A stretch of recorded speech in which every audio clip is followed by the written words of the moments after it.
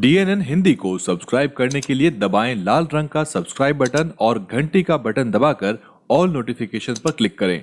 Channel को जिंदा रखने के लिए नीले रंग का ज्वाइन बटन दबाकर चैनल को आर्थिक सहयोग करें। कड़कड़ाती ठंड में उत्तर प्रदेश की राजनीति खासी गर्मा गई है। बीएसपी प्रमुख बहन मायावती के ऊपर अब अमित शाह के बाद योगी आदित्यनाथ ने एक ताजा हमला बोल दिया है। क्या कुछ कहा है योगी आदित्यनाथ ने, और पहले की तरह ही इस बार भी आकाश आनंद ने इस वार का पलटवार किया है। पिछली बार की अगर आपको रिपोर्ट याद हो तो आपने देखा होगा अमित शाह ने बहन जी को ठंड को लेकर कटाक्ष किया था और तंज कसते हुए कहा था कि अभी तो बहन जी की ठंड नहीं गई है। उसके बाद आकाश आनंद ने इसका पलटवार किया था। मित्रों, विकास जो है ना, ये सपा बसपा नहीं कर सकती। बहन जी की तो अभी ठंड ही नहीं उड़ी है। तो आपने सुना, ये पिछली जो रिपोर्ट थी उसमें हमने आपको बताया था। अब क्या कुछ कहा योगी आदित्यनाथ ने, देख लीजिए, ट्वीट आपके सामने है। कहते हैं, मैं पूछना चाहता हूं कि कोरोना कालखंड में समाजवादी पार्टी के अध्यक्ष बहन जी और दिल्ली और इटली वाले भाई बहन कहां थे। बस इतना कहना था योगी आदित्यनाथ का। उसके बाद आकाश आनंद ने ताबड़तोड़ पलटवार कर दिया और एक नहीं कई ट्वीट करके साक्ष्यों के साथ बता दिया कि कोरोना काल में बसपा के नेता और बहन जी क्या कुछ कर रहे थे, वो भी प्रमाणों के साथ।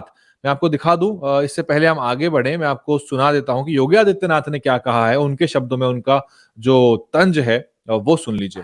मैं आपसे पूछना चाहता हूं, क्या कोरोना के दौरान क्या समाजवादी पार्टी के अध्यक्ष आपके बीच आए थे? क्या बहन जी आई थी?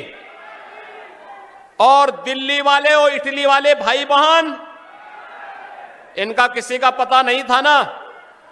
भाइयों बहनों, 22 महीने हो गए हैं।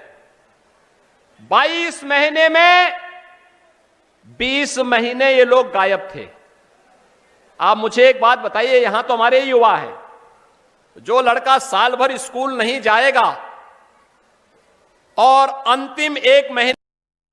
तो आपने देखा, भाजपा की रणनीति में यह बड़ा बदलाव नजर आ रहा है। बहन जी को नाम लेकर उनके ऊपर मंच से हमला बोला जा रहा है। इस रणनीति के बहुत सारे मायने भी हो सकते हैं, क्योंकि बीजेपी जो है वो चुनावी बिसात बिछाने में माहिर है और राजनीति में मंच से जो भी कुछ घटित होता है वो अनायास नहीं होता। उसके पीछे सोची समझी एक रणनीति होती है। आकाश आनंद ने इसका कैसे जवाब दिया?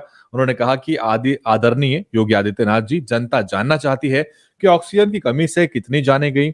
मजदूर भाई जानना चाहते हैं कि रातों रात लॉकडाउन लगा तो उनके बारे में क्यों नहीं सोचा गया, उनके घर जाने की कोई व्यवस्था क्यों नहीं थी।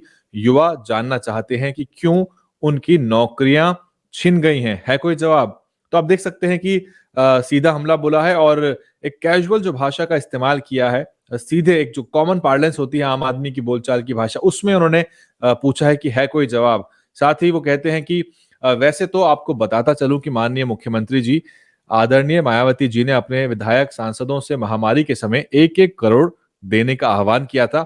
वो भी शायद आपने विज्ञापन में ही खर्च किए होंगे। हो सके तो थोड़ा आरोप प्रत्यारोप से वक्त निकालकर इस ट्वीट को पढ़ लीजिए। तो पुरानी ट्वीट जो थी बहन जी की, वो कोट कर दी। उसमें क्या कुछ लिखा था मैं आपको दिखाता हूं। इस ट्वीट को देखिए।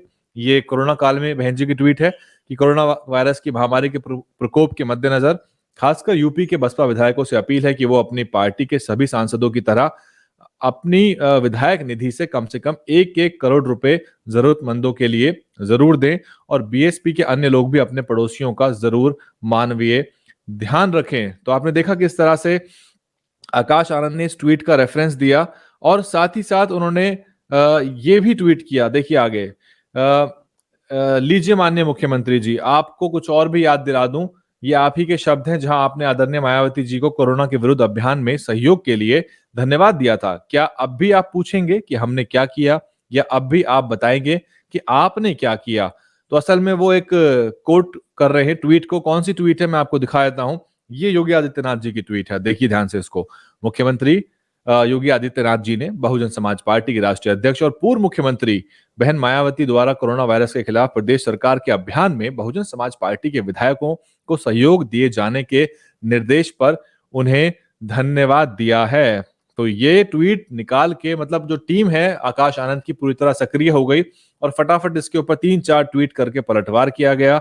ये रात की बात है, लगभग कल 10 बजे के आसपास की बात है। अगर पहले की होती तो हम शायद आपको लाइव आके इसका विश्लेषण दे देते और फिर पुराने जो प्रेस नोट थे जो प्रशासन की तरफ से जारी हुए थे वो भी जारी किए गए। इसमें आप देख सकते हैं आपकी स्क्रीन पे कि स्टेटमेंट है उत्तर प्रदेश के सीएम योगी आदित्यनाथ की, जिसमें उन्होंने धन्यवाद किया है। तो ये जो सूचना प्रसार विभाग है उत्तर प्रदेश का, सूचना और जनसंपर्क विभाग जो है, उसने ये सब जारी किया था। और लगातार खबरें आपने देखी होंगी कि बसपा के सांसदों ने, विधायकों ने अपने निधि से भी हर तरह से कोरोना काल में जो है योगदान दिया था। तो आपने देखा किस तरह से ये घटनाक्रम रहा रात का। और रणनीति में बदलाव इसलिए मैं कह रहा हूं इसको क्योंकि नाम लेकर हमला बोला जा रहा है। एक तरह से कोशिश की जा रही है कि चीजों को बैलेंस किया जाए।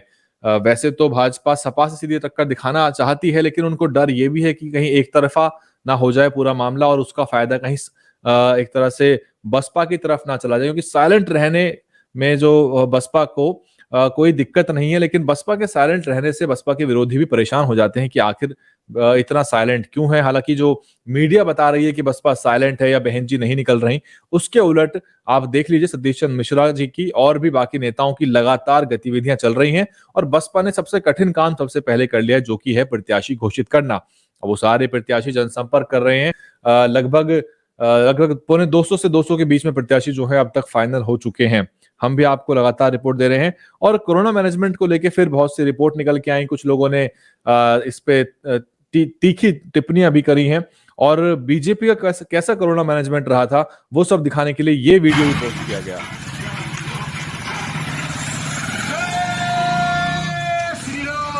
जय श्री राम, हर महादेव।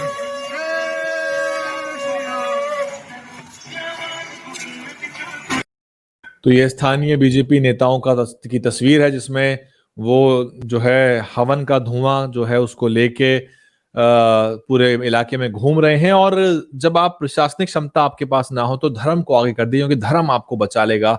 और हर चीज के अंदर धर्म का घालमेल जो है वो अब तक बीजेपी को बचाता भी आया है, वोट दिलाता भी आया है। लेकिन जनता अब सीधे सवाल कर रही है और आकाश आनंद ने भी कल जो हमला बोला है वो इसी की वानगी है कि अब जो है सवाल पूछे जाएंगे और जनता भी ऐसे ही सवाल करेगी। तो ये रिपोर्ट कि शाह के बाद योगी का बहन जी पर वार और आकाश आनंद ने फिर से पलटवार किया, क्या कुछ कहा था हम आपको सुना चुके हैं। आप इस पूरे घटनाक्रम पे क्या सोचते हैं, हमने आपको सारे पहलुओं से और जानकारी से अवगत करा दिया है।